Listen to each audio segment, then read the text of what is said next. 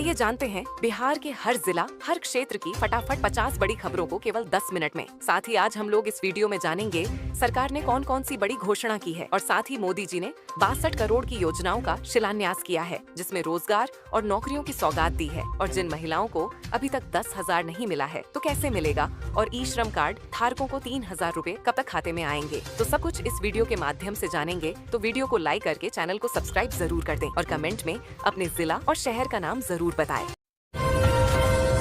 बिहार विधानसभा चुनाव 2025 के दूसरे और अंतिम चरण का मतदान आज 20 जिलों की 122 सीटों पर शांतिपूर्ण ढंग से संपन्न हो गया। रिकॉर्ड तोड़ वोटिंग। इस चरण में मतदाताओं ने भारी उत्साह दिखाया। शाम 5 बजे तक औसतन 67.14% मतदान दर्ज किया गया, जो एक नया रिकॉर्ड है। जमुई जिले में सबसे ज्यादा वोटिंग हुई, जहां मतदाताओं ने लोकतंत्र के महापर्व में बढ़ चढ़कर हिस्सा लिया और 68% मतदान किया।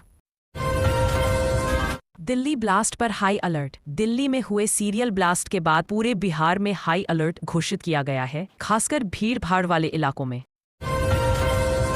मुख्यमंत्री महिला रोजगार योजना की राशि लौटाने की अफवाहें। महिलाओं में अफवाह है कि चुनाव बाद 10,000 रुपए लौटाने होंगे। सरकार ने स्पष्ट किया है कि यह खबर गलत है और पैसे नहीं लौटाने होंगे। चुनाव आयोग और सुरक्षा बलों की कड़ी निगरानी के कारण कहीं से भी किसी बड़ी अप्रिय घटना या हिंसा की खबर नहीं मिली। मतदान शांतिपूर्ण रहा। जीविका दीदियों ने किया मतदान के लिए किया जागरूकता अभियान। पश्चिम चंपारण और अन्य जिलों में जीविका दीदियों ने कैंडल मार्च निकालकर और शपथ लेकर लोगों को 100% मतदान करने के लिए जागरूक किया। तेजस्वी यादव का जीविका दीदियों से किया वादा। राजद नेता तेजस्वी यादव ने वादा किया है कि अगर उनकी सरकार बनी तो जीविका दीदियों की नौकरी स्थायी करेंगे और 30,000 रुपए वेतन देंगे। मुख्यमंत्री महिला रोजगार योजना की अगली किस्तें 14, 21 और 28 नवंबर को जारी होने की तारीखें पहले से तय हैं। लेबर कार्ड योजना के तहत लाभुकों को मिलने वाली सहायता राशि उनके बैंक खाते में सीधे भेजी जाती है। भुगतान की स्थिति ऑनलाइन चेक की जा सकती है। बिहार के अधिकांश जिलों में मौसम सामान्य बना हुआ है, हालांकि सुबह और शाम हल्की ठंड महसूस की जा रही है। 71वीं बीपीएससी प्रीलिम्स परीक्षा के परिणाम इसी सप्ताह घोषित किए जा सकते हैं। उम्मीदवार आधिकारिक वेबसाइट पर नजर बनाए हुए हैं। दिल्ली की तर्ज पर पटना में भी वायु प्रदूषण का स्तर बढ़ रहा है, जिससे लोगों को सांस लेने में दिक्कत हो रही है। सुरक्षा के कड़े इंतजाम। शांतिपूर्ण चुनाव संपन्न कराने के लिए 272 सेक्टर में दंडाधिकारी और पुलिस बल तैनात किए गए थे, जिससे सुरक्षा व्यवस्था चाक चौबंद रही। एग्जिट पोल शुरू। मतदान समाप्त होने के बाद अब लोगों की नजरें एग्जिट पोल के नतीजों पर टिकी हैं, जो थोड़ी देर में जारी होंगे और सरकार की तस्वीर साफ करेंगे। मुख्यमंत्री कन्या उत्थान योजना आवेदन की स्थिति। इंटर पास छात्राओं को 25,000 रुपए और स्नातक पास छात्राओं को 50,000 रुपए की प्रोत्साहन राशि मिलती है। आवेदन प्रक्रिया चल रही है। स्नातक पास छात्राओं के लिए आवेदन 1 अप्रैल 2021 से 31 दिसंबर 2024 के बीच। स्नातक उत्तीर्ण छात्राएं 50,000 रुपए के लिए पोर्टल पर ऑनलाइन आवेदन कर सकती हैं। मुख्यमंत्री निश्चय स्वयं सहायता भत्ता योजना। इस योजना के तहत बेरोजगार युवाओं 20 से 25 वर्ष को नौकरी पाने के लिए 2 साल तक प्रति माह 1,000 रुपए की वित्तीय सहायता दी जाती है। नई स्वरोजगार योजना 10 लाख रुपए तक की सहायता प्रदान की जा रही है। मुख्यमंत्री महिला उद्यमी योजना और अन्य योजनाओं के तहत महिलाओं व युवाओं को स्वरोजगार शुरू करने के लिए 10 लाख रुपए तक की वित्तीय सहायता मिल रही है। बिहार स्टूडेंट क्रेडिट कार्ड योजना के लिए वित्त वर्ष 2025 से 26 में 1,000 करोड़ रुपए का लोन प्रस्तावित किया गया है, ताकि छात्रों को उच्च शिक्षा में मदद मिल सके। मतदान केंद्रों पर कतारें। सुबह 7 बजे से ही मतदान केंद्रों के बाहर मतदाताओं की लंबी कतारें देखी गई, जिसमें युवा, महिलाएं और बुजुर्ग सभी शामिल थे। एनडीए का दावा। बीजेपी नेता शाहनवाज हुसैन ने दावा किया कि बिहार की जनता विकास को वोट दे रही है और 14 नवंबर को एनडीए की भारी जीत होगी। महागठबंधन की उम्मीदें। पप्पू यादव समेत महागठबंधन के नेता भी अपनी जीत को लेकर आश्वस्त हैं। उनका मानना है कि जनता ने बदलाव के लिए वोट किया है। रोहतास जिले के कोनकी गांव में स्थानीय मुद्दों को लेकर ग्रामीणों ने मतदान का बहिष्कार किया, जिससे प्रशासन की चिंता बढ़ गई।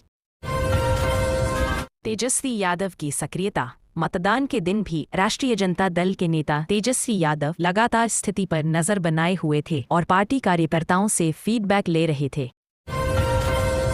मुख्यमंत्री नीतीश कुमार ने पटना स्थित जदयू कार्यालय पहुंचकर चुनाव संचालन समिति की बैठक ली और मतदान प्रतिशत का जायजा लिया। इस चुनाव में महिलाओं की भागीदारी पुरुषों के मुकाबले ज्यादा रही, जिससे यह स्पष्ट होता है कि महिलाओं में राजनीतिक चेतना बढ़ी है। बड़ी संख्या में दूसरे राज्यों से आए प्रवासी मजदूरों ने भी अपने मताधिकार का प्रयोग किया। पलायन को इस चुनाव में मुख्य मुद्दा बताया गया। गया में अचानक ठंड बढ़ने से ग्रामीणों में गर्म कपड़े और चूल्हों की मांग बढ़ी। स्वास्थ्य विभाग ने बुजुर्गों व बच्चों को ठंड से बचने के निर्देश दिए। कई वीवीआईपी नेताओं ने अपने अपने क्षेत्रों में मतदान किया और लोगों से लोकतंत्र के महापर्व में भाग लेने की अपील की। चुनाव आयोग ने मतदान के दौरान गड़बड़ी की शिकायतों पर त्वरित कार्रवाई की और कई जगहों पर अधिकारियों को फटकार लगाई। हर जिले में कंट्रोल रूम स्थापित किए गए थे, जहां से मतदान से जुड़ी शिकायतों का तुरंत निवारण किया जा रहा था। पटना, सुबह सड़क पर 2 वाहनों की टक्कर में 3 लोग घायल। राहगीरों ने स्थानीय अस्पताल में पहली सहायता दी। पुलिस ने मामला दर्ज कर जांच शुरू की।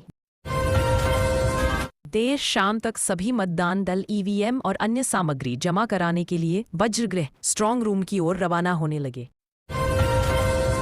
सीमांचल की मुस्लिम आबादी किस पार्टी का साथ देगी, इस पर सबकी नजरें टिकी हैं। एग्जिट पोल से इसका अंदाजा लगेगा। दोपहर 1 बजे तक औसतन 47.60% मतदान दर्ज किया गया, जिससे साफ हो गया था कि रिकॉर्ड वोटिंग होगी। आरजेडी नेताओं ने 6 बजे तक के मतदान प्रतिशत के आधार पर अपनी जीत का दावा किया है। वोटरों ने बता दिया है कि बिहार का मूड क्या है। एग्जिट पोल से स्थिति साफ होगी। अफवाहों और भड़काऊ पोस्ट को रोकने के लिए पुलिस की cyber cell social media platform पर सघन निगरानी कर रही थी। चुनाव के मद्देनजर शराबबंदी को प्रभावी बनाने के लिए जगह जगह चेकिंग अभियान चलाया गया। कई तस्करों को पकड़ा गया। चुनाव आचार संहिता के दौरान भारी मात्रा में नकदी, शराब और अन्य आपत्तिजनक सामग्री जब्त की गई। संवेदनशील इलाकों में पुलिस ने पैदल गश्त बढ़ा दी है, जिससे आम जनता में सुरक्षा का भाव पैदा हुआ है। जिला प्रशासन ने चुनाव से पहले सभी आर्म्स लाइसेंस धारकों की जांच की और कई हथियारों को जमा कराया। पुलिस प्रशासन ने दावा किया कि उन्होंने अपराध पर नियंत्रण रखा है। हालांकि जुलाई में 11 दिनों में 31 मर्डर की खबर आई थी। राज्य भर की जेलों में भी प्रशासन ने अचानक तलाशी अभियान चलाया, जिससे कैदियों में हड़कंप मच गया। बिहार विधानसभा चुनाव के चलते 11 नवंबर को होने वाली NIOS की परीक्षाएं स्थगित कर दी गईं। नई तारीखें जल्द आएंगी। शिक्षा विभाग के कार्यों की आज 11 नवंबर को समीक्षा बैठक होनी थी, जिसमें योजनाओं पर चर्चा हुई। बिहार लोक सेवा आयोग BPSC द्वारा आयोजित शिक्षक भर्ती परीक्षा के अगले चरण की तैयारी चल रही है। पटना विश्वविद्यालय में छात्रों की समस्याओं को लेकर छात्र संगठनों ने प्रदर्शन किया और VC को ज्ञापन सौंपा। जिला अस्पतालों में सामान्य OPD सेवाएं सुचारू रूप से चल रही हैं। हालांकि चुनाव के कारण स्टाफ की कमी देखी गई। चुनाव के मद्देनजर मतदान वाले जिलों में बिजली की निर्बाध आपूर्ति सुनिश्चित की गई, ताकि कोई समस्या न हो। पटना मेट्रो परियोजना का काम तेजी से चल रहा है, जिससे राजधानी के लोगों को भविष्य में बेहतर यातायात की सुविधा मिलेगी। बिहार में नए उद्योगों को बढ़ावा देने के लिए सरकार की नीतियों पर चर्चा हुई, जिसमें निवेशकों ने रुचि दिखाई। बिहार के खिलाड़ियों ने राष्ट्रीय स्तर की एथलेटिक्स प्रतियोगिता में अच्छा प्रदर्शन किया और कई पदक जीते। बिहार के सीमावर्ती इलाकों में नेपाल सीमा पर सुरक्षा बढ़ाई गई। चुनाव के मद्देनजर सीमाओं पर पैदल पुस्तक सत्यापन कड़ा रखा गया। गया जिले में अवैध खनन के खिलाफ जिला प्रशासन ने परिसीमन कड़ा किया। मशीनें जब्त कर रही हैं और मामले की प्राथमिकी दर्ज की गई। पटना उच्च न्यायालय में भूमि विवाद की सुनवाई में तिथि तय। दोनों पक्षों को 25 नवंबर तक दस्तावेज जमा करने को कहा गया।